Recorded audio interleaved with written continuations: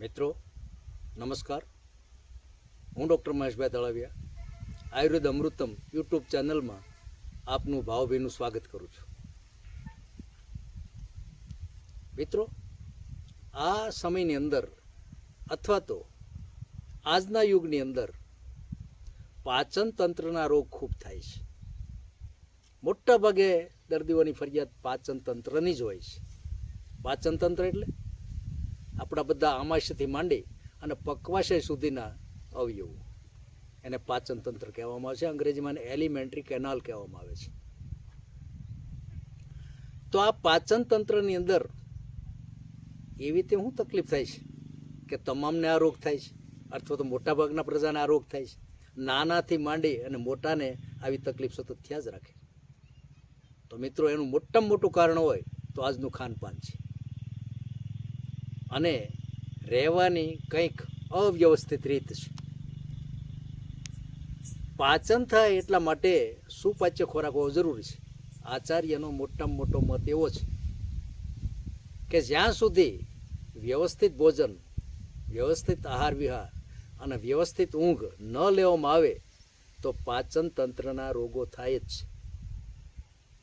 હવે પાચન તંત્રના રોગની અંદર ઘણા બધા રોગ છે કે જેને અપચો કહેવામાં આવે છે, અંગ્રેજીમાં ઇન્ડાઇજેશન કહેવામાં આવે છે, આફરો કહેવામાં આવે છે, ઇન્ફ્લેન્ટિલ્સ કહેવામાં આવે છે અને આધમાન કહેવામાં આવે છે. વ્યક્તિને ભૂખ લાગતી નથી, એનારોક્સિયા કહેવામાં આવે છે. આ થયા બધા અંગ્રેજી નામો અને એના ગુજરાતી પર્યાય ભાષામાં શબ્દો તમને પણ કીધા. અને ખાસ તો જ્યારે આ રોગની અવસ્થા પ્રથમ હોય છે ત્યારે માત્ર આટલું જ થાય છે. કોઈને આફરો થાય છે, કોઈને અપચો થાય છે, કોઈને પાચન થતું નથી, કોઈને કબજિયાત થઈ જાય છે. પણ જ્યારે આ રોગ વધારે આ લક્ષણો વધારે પ્રમાણમાં થાય છે ત્યારે મિત્રો કબજિયાત તો થાય છે, સાથે હરસમસા પણ થાય છે, બગંદર પણ થાય છે. આ બધું જ પાચન તંત્રની મોટી ખામીને લીધે થાય છે. તો મિત્રો, આની અંદર આયુર્વેદ તો ઘણા બધા ઔષધો પ્રયોજ્યા છે, પરંતુ આપણે બધા વાપરીએ છીએ, ઘેર જાણીતું છે અને ખૂબ વપરાય છે એવું છે લીંબુ. અને આ લીંબુ છે ઔષધિ ગુણથી ભરપૂર છે. એ ખાટું છે. જો કુદરતની કેવી કળા છે કે કેવી તાકાત છે કે મોટાભાગના ફળ જ્યારે કાચી અવસ્થામાં હોય ત્યારે ખટાશ પકડે છે, પક્વ અવસ્થાની અંદર એ મધુર થઈ જાય છે. પણ લીંબુમાં નથી. લીંબુ ખાટું જ્યારે કાચી અવસ્થામાં હોય ત્યારે પણ ખાટું હોય છે અને પક્વ અવસ્થા થાય તો પણ એ ખાટું હોય છે. પરંતુ જ્યારે પાકે છે ત્યારે એની ખટાશ, અમ્લતા એક ક્ષારી પરિવર્તન છે, આલ્કેલાઇન થઈ જાય છે. એટલે તો એ લીંબુ આખા શરીરની અંદર ખૂબ સારામાં સારું એન્ટીઓક્સિડન્ટ તરીકે કામ કરે છે.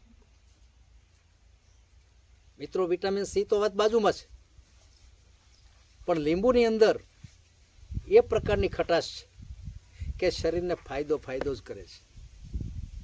આધુનિક મત અનુસાર વ્યક્તિને કોઈ પણ રોગ થયો હોય અને સર્જરી આવી હોય, સર્જરીના બીજા જ દિવસે ઘણા બધા ડૉક્ટરો લીંબુ પીવાની ભલામણ કરે છે. કારણ કે લીંબુ છે ને અમુક જીવાણુઓને શરીરની અંદરથી સાફ કરી નાખે છે, પાચન બહુ સરસ કરે છે, ભૂખ પણ એટલી જ લગાડે છે. તો જ્યારે આ લીંબુ આપણે લઈએ છીએ ત્યારે મિત્રો એનો સમય પણ નક્કી જ કરવામાં આવે છે. કોઈને ભૂખ્યા પેટે પણ ફાવે છે અને કોઈને જમ્યા પછી પણ ફાવે છે. પરંતુ નિયમ એટલો ચોક્કસ યાદ રાખવો જોઈએ કે જમતા વચ્ચે લીંબુ લેવાતું નથી. લીંબુ શાકદાળમાં નાખવા કરતાં પાછળથી પીવું ખૂબ હિતકારક છે. તો ઝડપથી જે આહાર છે એ પાચન થઈ જાય છે. ઔષધિની દ્રષ્ટિએ જોઈએ તો લીંબુ થોડે અંશે જે મીઠું આવે છે એટલે કે સિંધવ અને થોડું મધ એ મિક્સ કરીને જો લેવામાં આવે તો એપિટાઇઝર ગુણ ઉત્પન્ન થાય છે, એટલે ભૂખ ખૂબ લગાડે છે અને પાચન પણ વ્યવસ્થિત થઈ જાય છે. આયુર્વેદમાં ઘણા બધા ઔષધો એવા છે કે લીંબુના પ્રયોગથી બનાવવામાં આવે છે, લીંબુની ભાવના આપવામાં આવે છે. ઘણી બધી ટેબ્લેટ્સ, ઘણી બધી ભસ્મો અને લીંબુની ભાવના આપી અને ત્યાર પછી પુષ્પાક વિધિથી એની ભસ્મો બનાવવામાં આવે છે. અને લીંબુ ખૂબ જાણીતું, ખૂબ કામ કરે છે. હવે લીંબુમાં બે જાત છે, એક છે ગોળ અને બીજું છે લંબગોળ. હવે જ્યારે આ લંબગોળ જે છે એની છાલ કંઈક જાડી હોય છે, ગોળ લીંબુમાં છાલ પાતળી હોય છે. અને ગોળ લીંબુ અમ્લતા એની અંદર પ્રમાણમાં થોડીક ઓછી, પણ મોટું જે જંભેરી લીંબુ આવે છે એ ઔષધિના કામમાં લાગે છે. અને આ જે ગોળ લીંબુ છે એ ખાવા પીવામાં કામમાં લાગે છે. મિત્રો, લીંબુ જે છે ને એ આપણે જોઈએ તો જ્યારે માણસ, કોઈ વ્યક્તિ બીમાર પડી હોય, અશક્તિ હોય, કોઈ ઉપવાસ કર્યા હોય અને ઉપવાસ છોડાવવાનો હોય ત્યારે લીંબુ પાણી મધ નાખીને આપવામાં આવે છે. મિત્રો, એની તાકાત ઘટતી નથી.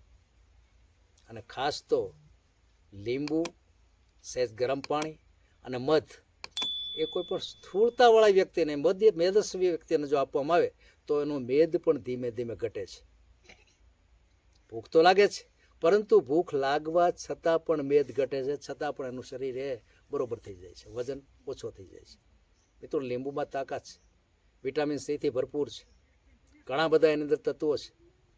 અને એ તત્વો કુદરતે એટલા બધા સરસ આપ્યા છે કે જેમાં પછી કે જેમાં પહેલાં જો લેવામાં આવે તો મોટા ભાગે એ કીટાણુજન્ય રોગ થતા નથી, પાચનતંત્ર બહુ મજબૂત બને છે. અને એને કારણે વ્યક્તિ એ આખો દિવસ પોતાનું સુચારુ રૂપે કાર્ય કરે છે. પાચન તંત્રમાંથી કોઈ જાતની તકલીફ થતી નથી, કબજિયાત પણ રહેતી નથી, અને ખાસ તો હરસમુસા જેવી ફરિયાદ પણ આવતી નથી. ઓમ શાંતિ, જય ધન્વંતરી.